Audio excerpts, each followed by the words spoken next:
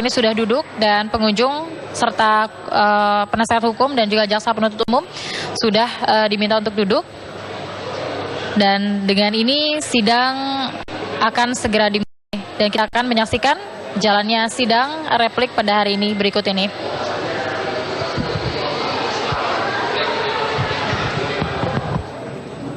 Sidang perkara pidana nomor 777 Pid B 2016 PN Jakarta Pusat dengan terdakwa Jessica Kumala Wongso dinyatakan dibuka dan terbuka untuk umum. Kami persilakan terdakwa.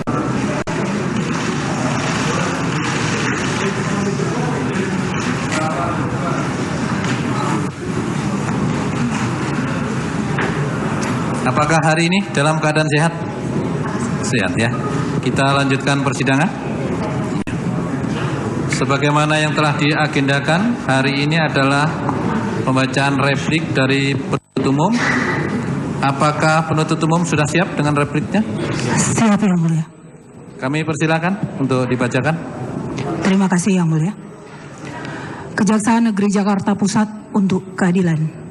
Replik penuntut umum atas pledoi penasihat hukum atau terdakwa Jessica Kumala alias Jessica Kumala Wongso alias Jess dalam perkara pidana nomor 77/Pid B/2016/PN Jakarta Pusat.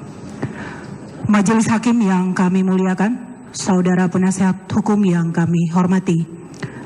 Minggu lalu, tepatnya pada hari Rabu tanggal 12 Oktober tahun 2016 dan hari Kamis tanggal 13 Oktober tahun 2016, di ruang pengadilan ini telah terjadi aksi teatrikal dengan lakon terdakwa dan penasihat hukumnya. Di satu sisi, terdakwa secara tiba-tiba terlihat seolah menangis terseduh-seduh, di mana keadaan ini sangatlah jarang terjadi selama proses persidangan. Namun, setelah mendekati putusan, barulah air mata terdakwa mengalir dengan derasnya. Entah karena menangisi kepergian korban Mirna untuk selamanya dari dunia ini, ataukah hanya menangisi nasibnya saja yang dijadikan terdakwa atas perbuatan pembunuhan dengan rencana terlebih dahulu yang memang nyata-nyata dilakukannya. Hanya terdakwa dan Tuhan yang mengetahuinya. Penuntut umum berpendapat demikian karena terdakwa saat memberikan keterangannya di muka persidangan dan dalam pembelaannya terkesan hanya fokus kepada nasibnya saat dalam masa penahanan di rutan Polda Metro Jaya yang dianggap terdakwa tidak adil karena ruangannya itu sempit, banyak kecoa kalajengking, lampu sangat terang, sedangkan di luar ruangan lampunya dimatikan sehingga membuat terdakwa menjadi ketakutan dan sulit untuk tidur. Perlu diketahui bahwa ruangan itu ternyata diminta sendiri oleh terdakwa karena terdakwa tidak mau disatukan dengan tahanan lainnya, di mana ruangan itu pun sudah termasuk mewah untuk ukuran sel tahanan untuk seorang tersangka saat itu. Lalu, apa yang terdakwa harapkan? Apakah kasur yang empuk, sebuah TV kabel atau kulkas, AC, atau air hangat untuk membasuh terdakwa di saat lelah? Bahwa perlu terdakwa sadari kalau apa yang terdakwa lalui merupakan konsekuensi logis dari seorang tahanan dan fasilitas yang terdakwa dapatkan pun sudah lebih dari apa yang didapatkan oleh tahanan pada umumnya. Jadi, mengapa terdakwa masih mengeluh dan membuat keadaan seolah-olah terdakwa ditempatkan di ruangan yang tidak layak huni dan menyalahkan aparat penegak hukum? Di saat semua fasilitas yang mumpuni telah diberikan kepada terdakwa. Tidak berhenti sampai di situ saja. Terdakwa juga mengeluh tentang tekanan yang katanya diterima olehnya sewaktu menjalani rekonstruksi di restoran Oliver. Entah mengapa terdakwa mengatakan bahwa ia tertekan. Padahal bukti-bukti menyatakan sebaliknya bahwa penyidik Polri sudah berusaha semaksimal mungkin untuk membuat terdakwa nyaman dengan memberikan akses kepada penasihat hukum dan keleluasaan baginya untuk memperagakan rekonstruksi menurut versinya sendiri yang berbeda dengan versi fakta-fakta yang dikumpulkan penyidik dari keterangan para saksi, para ahli, dan barang bukti yang belakangan di persidangan. Rekonstruksi versi terdakwa pun dibantah oleh terdakwa dengan berbagai alasan yang tidak jelas. Berikut foto-foto dokumentasi selama terdakwa berada dalam tahanan proses penyidikan.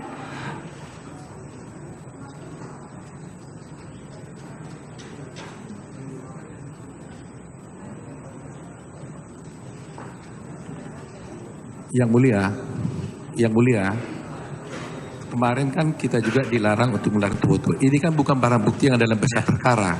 Ya, jadi supaya tidak boleh ditayangkan. Begini aja, supaya itu disudahi ya, karena apa yang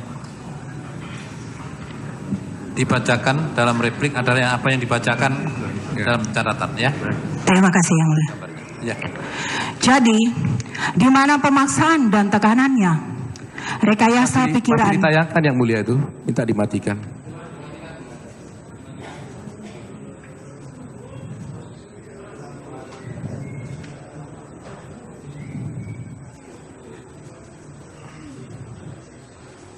Rekayasa. Tes.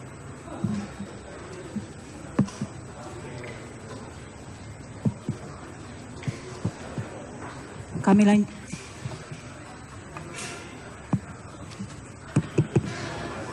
Tes.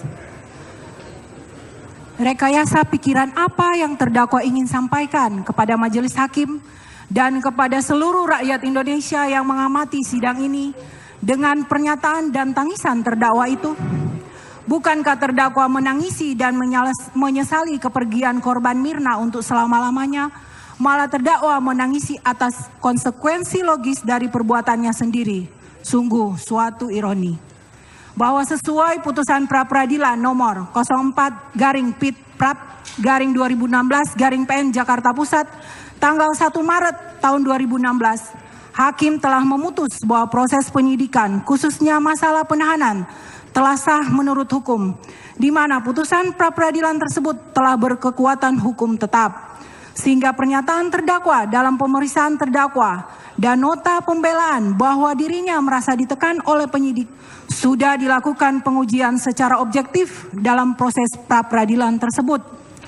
Tentunya apabila tindakan penyidik sesuai dengan apa yang dinyatakan terdakwa tersebut di dalam proses pemeriksaan pra-peradilan terbukti, maka sampai saat ini perkara pokok tidak pernah ada. Sehingga penghormatan terhadap putusan pra-peradilan yang telah berkekuatan hukum tetap haruslah kita hormati bersama sebagai bagian contoh upaya pendidikan hukum yang baik kepada masyarakat. Sebaliknya, yang menjadi pertanyaan besar adalah mengapa terdakwa selalu menyajikan tontonan yang tidak mendidik secara hukum, yang menuding bahwa proses hukum yang dijalani tidak mendasarkan pada penghormatan hak-hak terdakwa. Apakah ini murni ketidaktahuan terdakwa atau kesengajaan yang disetting sedemikian rupa? Apakah terdakwa sempat berpikir bagaimana penderitaan korban Mirna setelah meminum Vietnam Ice Coffee yang diberikan oleh terdakwa sampai korban Mirna menghembuskan napas? Apakah terdakwa sempat berpikir bahwa apa yang ia alami sama sekali tidak sebanding dengan penderitaan korban Mirna dan keluarga yang ditinggalkannya? Terlebih penderitaan saksi Arif Setiawan Sumarko sebagai suami dari korban Mirna yang baru sebulan dinikahinya, yang pasti menantikan dan merindukan sosok hangat yang penuh keceriaan dari korban Mirna, serta mungkin mengharapkan keturunan sebagai hasil dari buah cinta mereka. Perlu terdakwa ingat bahwa sampai kapanpun juga tidak akan ada lagi canda, tawa, dan tangisan korban Mirna di tengah-tengah keluarga dan sahabatnya untuk kapanpun juga. Sementara terdakwa masih diberikan nikmat untuk tetap bernapas, tertawa dan menangis selama menjalani proses persidangan ini. Sungguh sangat kecil empati yang terdakwa berikan untuk korban Mirna dan keluarga yang ditinggalkannya. Majelis Hakim yang kami muliakan, saudara penasihat hukum yang kami hormati. Di persidangan ini juga ternyata aksi teatrikal tidak hanya dilakukan oleh terdakwa saja, melainkan juga dilakukan oleh penasihat hukumnya. Dengan segala hormat kepada penasihat hukum, namun dalam pledoi yang katanya berjumlah 4.000 halaman itu dengan kertas A4 dan spasi 1,5, ternyata substansinya hanyalah 232 halaman saja. Itu pun penasihat hukum masih membutuhkan waktu 2 hari untuk sekedar membacakan substansi pledoi yang setebal 232 halaman tersebut. Sungguh luar biasa. Perlu diketahui bahwa dalam 4.000 halaman pledoi penasihat hukum itu, sisanya hanyalah transkrip keterangan saksi dan keterangan ahli beserta lampiran-lampiran dokumen. Namun apa mau dikata, persidangan ini disiarkan langsung oleh 4 stasiun TV. Jadi penasihat hukum butuh aksi teatrikal untuk menarik simpati masyarakat guna mendukung terdakwa dalam usahanya untuk memenangkan kasus ini, dan bukan untuk mencari kebenaran material sebagaimana tujuan dari hukum acara pidana. Setelah penuntut umum membaca dengan seksama dan menganalisa kata demi kata pledoi atau pembelaan hukum yang dilakukan oleh penasihat hukum terhadap terdakwa, ternyata menggiring penuntut umum untuk sampai pada suatu kesimpulan yang tak terbantahkan bahwa pledoi atau pembelaan hukum yang dilakukan oleh penasihat hukum tersebut isinya sangat spekulatif karena penuh dengan asumsi-asumsi tanpa dasar dan tuduhan-tuduhan tidak jelas, di mana dalam pledoi tersebut juga kering sumber hukum untuk menopang argumentasi yang dibangun oleh penasihat hukum. Dalam pembelaannya, penasihat hukum seolah awam dalam pemahaman akan terminologi hukum dengan menyamakan pemahaman hukum dengan pemahaman umum yang seringkali berbeda pola pikir dan sudut pandangnya. Hal ini sengaja dilakukan oleh penasihat hukum dengan tujuan, sekali lagi, hanya berusaha untuk mengelabui masyarakat yang belum sepenuhnya paham hukum, demi menarik dukungan dan simpati serta rasa kasihan terhadap terdakwa.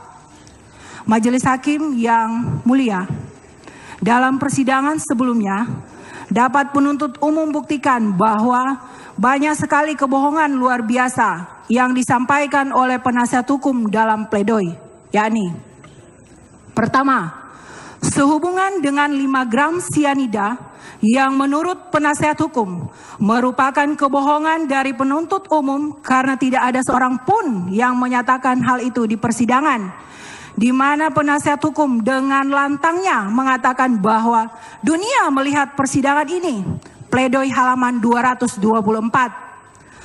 Maka dari itu kami ingin membuktikan kepada dunia siapa pembohong yang sebenarnya, karena faktanya berdasarkan keterangan ahli toksikologi forensik Dr. Nur Samran Subandi atas pertanyaan Hakim Ketua Majelis, ahli toksikologi forensik Dr. Nur Samran Subandi menyatakan bahwa ada 5 gram sianida yang terdapat di dalam gelas Vietnam Ice Coffee tersebut.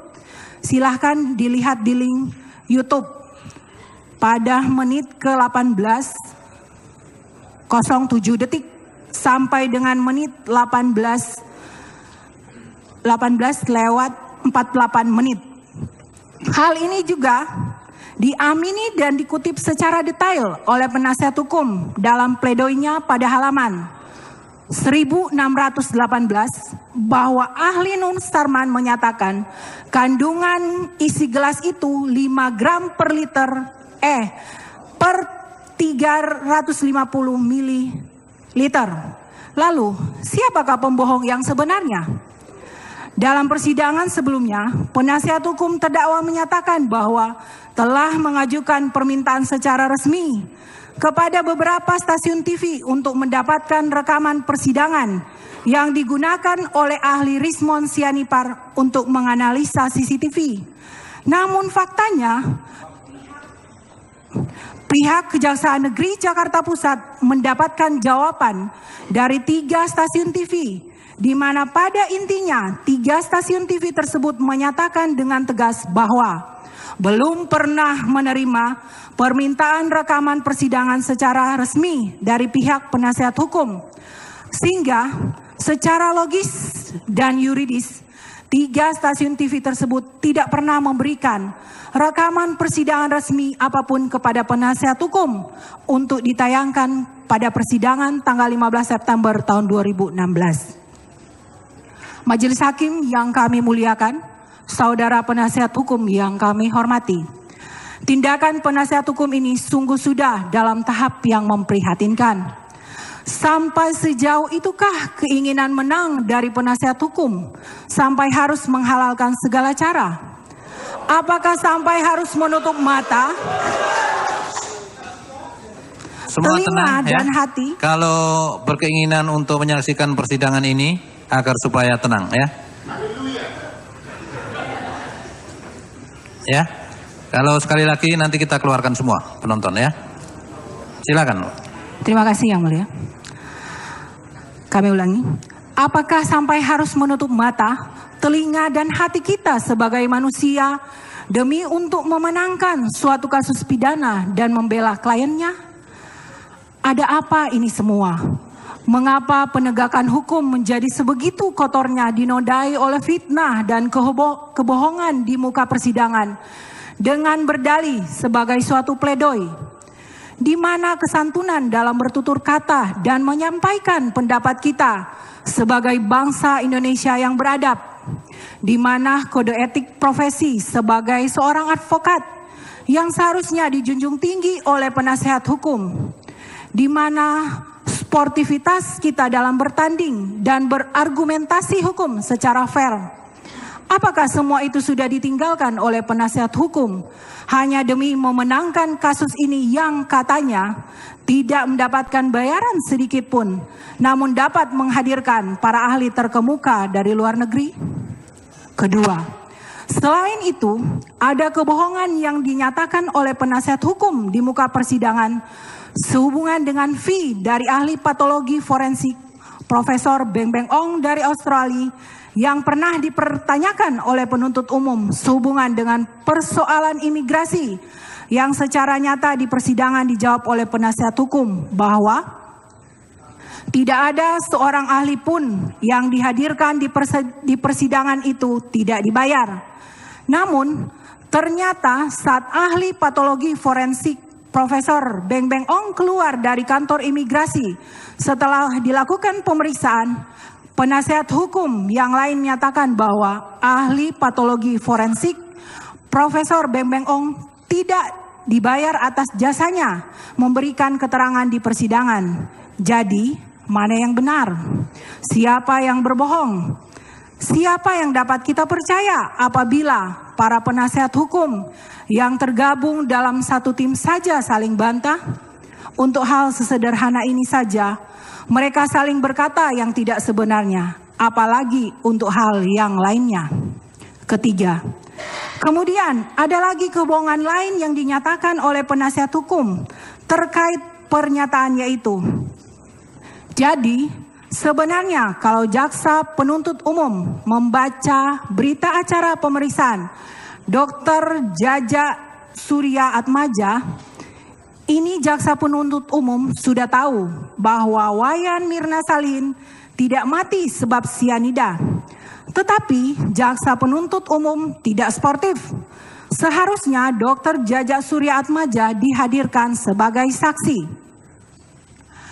Ini merupakan suatu fitnah lagi yang dikeluarkan oleh penasihat hukum dan merupakan satu lagi kebohongan keji yang disampaikan oleh mereka.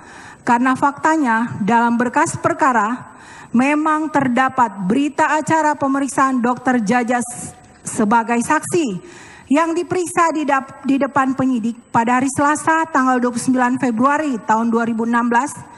Namun sama sekali tidak ada satupun keterangan Dr. Jaja yang menyatakan bahwa Wayan Mirna Salihin tidak mati sebab sianida. Karena sungguh tidak bisa lagi berkata-kata. Permainan macam apa yang dilakukan oleh penasihat hukum? Apakah penasihat hukum tidak menganggap persidangan ini mulia sampai berani menyatakan kebohongan bukan saja di depan majelis hakim, melainkan seluruh rakyat Indonesia yang mengamati dengan seksama persidangan ini? Dari kejadian ini membuat kami sempat merenung dan bertanya-tanya, apakah kebohongan itu menular? Karena kalau menular, mungkin terdakwa yang menularinya. Kami berpendapat demikian. Berdasarkan hasil keterangan ahli Dr. Natalia di depan persidangan yang menyatakan bahwa terdakwa itu termasuk ke dalam kategori inkonsisten atau yang dalam bahasa umum ialah pembohong. Sehingga mungkin saja penasihat hukum itu tertular oleh kebohongan-kebohongan terdakwa yang sudah terang benderang terungkap di persidangan ini. Sekali lagi, semoga saja kami keliru. Karena kami masih mengharapkan kebaikan dan kejujuran dari penasihat hukum dalam upayanya membela terdakwa, serta kita semua harus merenungkannya sejenak dan berdoa agar penasihat hukum mendapatkan hidayah sehingga dapat kembali kepada fitrahnya sebagai penegak hukum dan tidak mencoreng profesi advokat secara umum. Keempat, kemudian ada juga kebohongan lain yang dikemukakan oleh penasihat hukum sehubungan dengan kutipan keterangan saksi Lia Amalia yang menurut mereka tidak pernah dibacakan oleh penuntut umum, di mana penasihat hukum juga mengatakan bahwa penuntut umum begitu tegah dan berani menyatakan sesuatu yang tidak benar. Dalam kesempatan ini perlu diklarifikasi bahwa semua yang penuntut umum sampaikan itu ada dasarnya dan dapat dipertanggungjawabkan.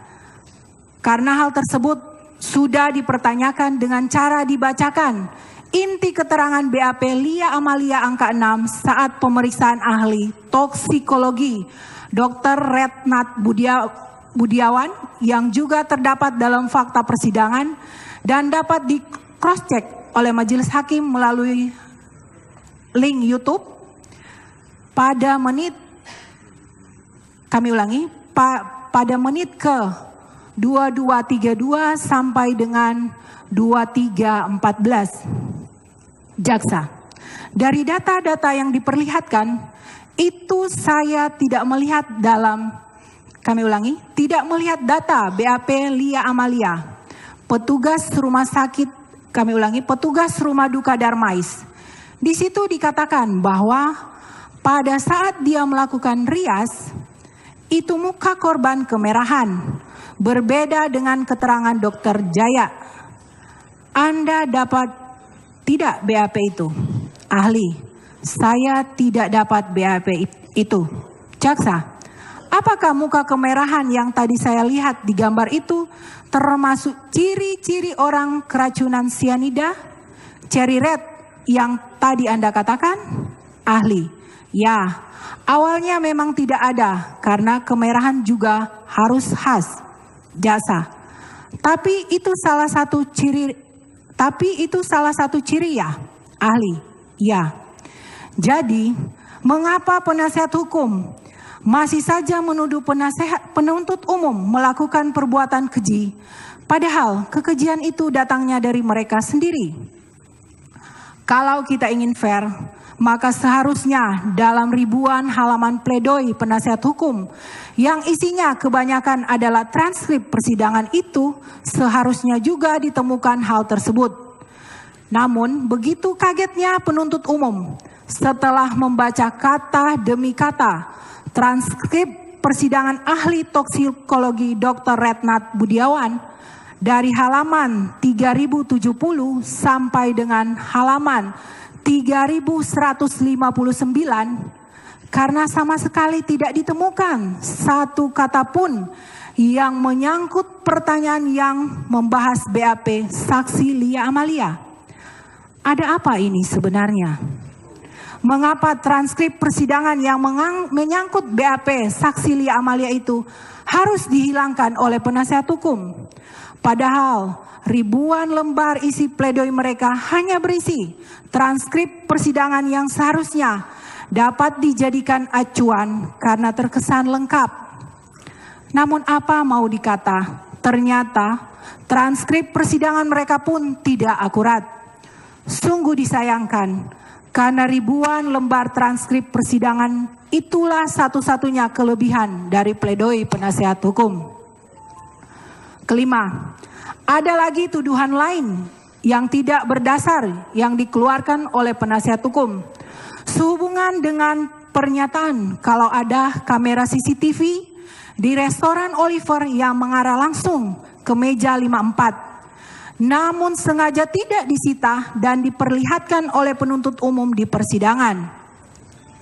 Dalam kesempatan ini, akan penuntut umum buktikan kembali bahwa tuduhan penasihat hukum itu sangat mengada-ada dan terkesan spekulatif yang asal tuduh tanpa didasari oleh fakta yang jelas.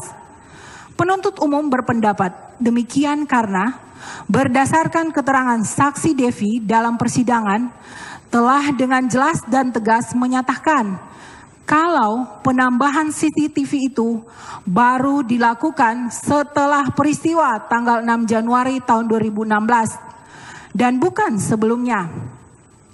Jadi CCTV yang mengarah ke meja 54 itu baru dipasang kemudian hari guna mencegah hal-hal yang tidak diinginkan terjadi lagi. Tegasnya, tidak ada CCTV lain di restoran Oliver yang mengarah ke meja 54 saat kejadian tanggal 6 Januari 2016.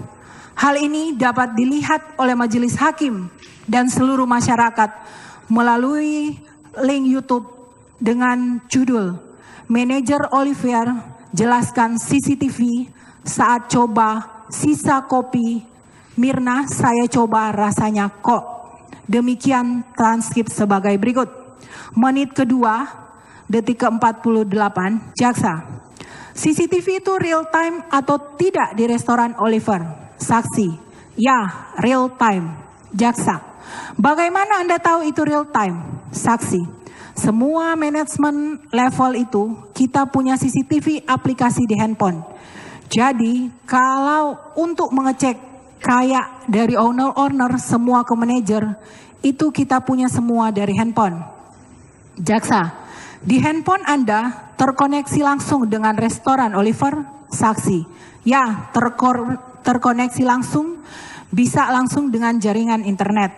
Jaksa, selama ada jaringan internet ya? Saksi, ya selama ada jaringan internet.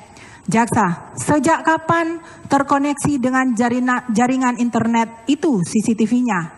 Saksi, sejak kita buka sudah ada. Jaksa, apakah Anda memang manajer bar pertama? Saksi, ya.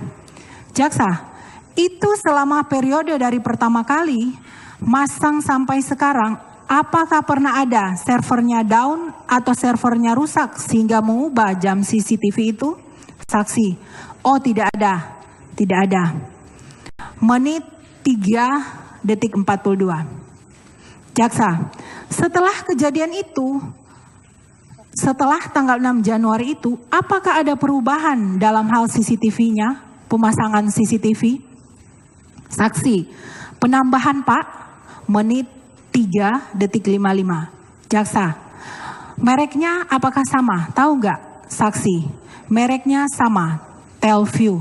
Jaksa, mereknya Telview. Saksi, iya. Jaksa, yang lama Telview juga. Saksi, yang lama Telview, yang baru Telview, tapi cuma beda tipe. Kalau yang sekarang kita punya itu penambahannya resolusinya lebih tinggi. Majelis Hakim yang terhormat, bahwa sebenarnya masih banyak lagi kebohongan demi kebohongan yang telah dikemukakan oleh penasihat hukum dalam pledoi yang karena terlalu banyak jadi tidak dapat kami bahas satu persatu. Namun penuntut umum yakin bahwa majelis hakim sudah memiliki gambaran mengenai hal tersebut dan pasti akan dengan bijaksana dibahasnya dalam putusan nanti. Majelis hakim yang terhormat, saudara penasihat hukum yang kami hormati. pura-pura tidak paham mengenai hal tersebut.